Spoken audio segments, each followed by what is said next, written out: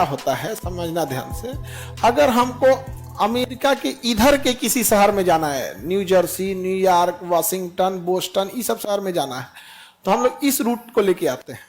लेकिन अगर अमेरिका की इधर कोई शहर, सिएटल हो गया, सैन फ्रांसिस्को हो गया, लॉस एंजिलस हो गया, कैलिफोर्निया हो गया, तो हम लोग इधर से नहीं आते हैं, फिर पूरा अमेरिका हिलना पड़ेगा। हम लोग इधर से जाते हैं, इधर से गए, यहां से निकल के यहां उतर जाते हैं। समझ आ गया? तो दुनिया कैसी है? गोल दुनिया। अब आपको एक चीज समझ में आएगा, अमेरिका और रूस में इतनी दुश्मनी क्यों है? दोनों सटल है सब। ये अमेरिका है, अमेरिका के ये अलास्का है, और ये रूस है। इंडिया पाकिस्तान की तरह है सब। अमेरिका और रूस ही कैसे है? इंडिया पाकिस्तान की तरह। और ऐसे लगता होगा यहाँ अमेरिका है, यहाँ रूस है, खाई लिए दुश्मनी कर रहा है भाई। समझ में गया? रूस का यह राज्य था अलास्का। अलास्का किसका था? अमेरिका को बेच दिया वो। अमेरिका क्या कर दिया? बेच दिया। इस नक्शा में देखिए, यहाँ देखिए, रूस की सीमा पहले कनाडा से लगती थी। रूस की सीमा किससे लगती थी? कनाडा। तो ये रूस है, इसकी सीमा किससे लगती थी? कनाडा से। अब रूस का मेन एरिया इधर है, मॉस्को, उसको इधर है। ये इंडिया है, ये तो पढ़ा दिए आपको, मॉस्को वगैरह इधर। रूस को ये संभालने में बड़ी दिक्कत होता था, अलास्का। तो अलास्का किसको बेच दिया? पहले कनाडा को बेचा। पहले कहा कनाडा तुम खरीद लो, तुम्हारे पास है। तो कनाडा का ना हम ना खरीदेंगे, हमारे पास उतना पैसा नहीं है। आई क्या करेंगे हम अलास्का खरीद? किसमें है? कौन सी खाली बर्फ है? हमारे यहाँ का बर्फ का कमी है? अमेरिका खरीद लिया अलास्का। आज अमेरिका में सबसे ज्यादा खनिज, चाहे वो यूरेनियम हो, सोना हो, पेट्रोलियम हो, कोयला हो, सब कहाँ मिलता है? अलास्का। पूरी दुनिया का सबसे ब्लंडर कहा जाता है यही। और अमेरिका चला आया रूस के बॉर्डर पे। कहाँ गया? रूस के बॉर्डर पे एकदम सट गया वहां पे अलास्का। बहुत अफसोस करता होगा। कनाडा अफसोस करता होगा, तुमको कनाडा दिख रहा है, रूस का नहीं दिख रहा है। काहे बेच लो हम। आगे बढ़े, एनी प्रॉब्लम? अब हम अमेरिका स्टार्ट करते हैं। ये कौन सा महाद्वीप है?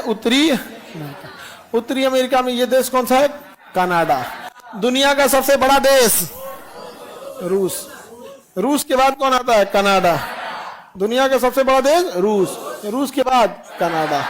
बताइए सबसे लंबी समुद्री सीमा किसकी है? अर्जेंटीना की है। किसकी है? अर्जेंटीना की है। सबसे बड़ी समुद्री सीमा कनाडा की है। सबसे बड़ी समुद्री सीमा कनाडा, क्योंकि बड़ी ज्यादा ऐसे ऐसे ऐसे गोल गोल करके समुद्री सीमा बड़ी लंबा है, इसे देख रहे हो? कनाडा की समुद्री सीमा। कनाडा देश में जनसंख्या एकदम कम, देश में जनसंख्या कम, क्षेत्रफल में दुनिया का दूसरा सबसे बड़ा देश। और हमारे भारत से सिख लोग द्वितीय विश्व युद्ध के समय बहुत सारे लोग कहाँ गए? कनाडा। और कनाडा गए तो जनसंख्या वहां थी नहीं, और ये लोग थे मेहनती, तो मेहनत के दम पर इन्होंने अपना बिजनेस किया, दुकान किए, सब कुछ किया। ये लोग पंजाबी तो मेहनती होते ही हैं सिख लोग, और वहाँ ईमानदारी में इन लोग कोई बेईमानी ये नहीं कि कहीं से लूट ले। इन लोग के गुरुद्वारा में खुदे खाना मिलते रहता है, तो समाज की भी सेवा किए, गुरुद्वारा वहां भी चलाएं। वहां के लोग कनाडा वाला पिज्जा उज्जा खाने वाला गुरुद्वारा का आके हलवा खाया, कड़ा प्रसाद खाया, पराठा खाया, कहा सो spicy without any cost, so gentleman, come in my country. वह कनाडा वाले लोगों को दौड़ हो गया। मुसलमानों को कमाने के लिए सऊदी अरब दिख गया। मुसलमानों को कमाने के लिए क्या दिख गया? सऊदी अरब दिख गया। पर मुसलमानों में क्या है ना कि उनको पैसा आ रहा है ना, तो फिर वो एजुकेशन पे, अगली पीढ़ी पे ध्यान देते हैं। सऊदी अरब में भी बड़ी संख्या में मुस्लिम कमाने गए, लेकिन किसी पोजीशन को होल्ड करके नहीं बैठे हैं।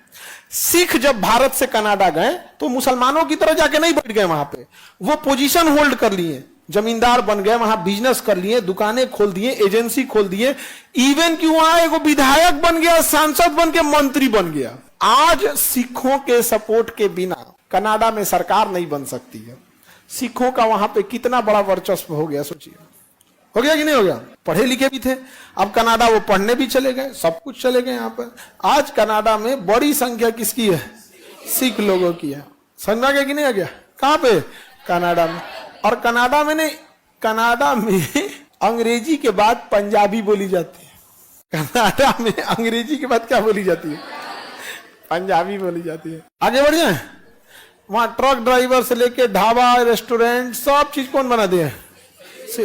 विधायक बन गए सब, 8-10 ठो मंत्री, सांसद, सब हो गया। तुमको बताते ना, आने वाले 10-15 साल में वहां का प्रधानमंत्री कोई सिख हो जाएगा।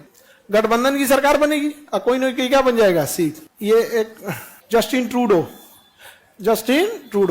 देखना ना, इंडिया के खिलाफ खूब बोलता था, ताकि वहां रह रहे कुछ सिख जो खालिस्तान समर्थित है, सब नहीं, कुछ सिख भाई, सारे नहीं, कुछ, ज्यादातर सिखों ने बहुत अच्छा काम किया, लेकिन कुछ लोग खालिस्तान समर्थित हैं। तो ये कनाडा का प्रधानमंत्री सोचा कि इनका हम समर्थन कर देते हैं, भारत से रिश्ता खराबी करने में क्या जाता है, हमारी तो सरकार बन जाएगी। तो लोकतंत्र की सबसे बड़ी खराबी वो धीरे धीरे भीड़ तंत्र हो जाता है। लोकतंत्र धीरे धीरे क्या बन जाता है, भीड़ तंत्र। भारत क्या बन चुका है, भीड़ तंत्र। भारत लोकतंत्र तो रहा नहीं यहाँ पे।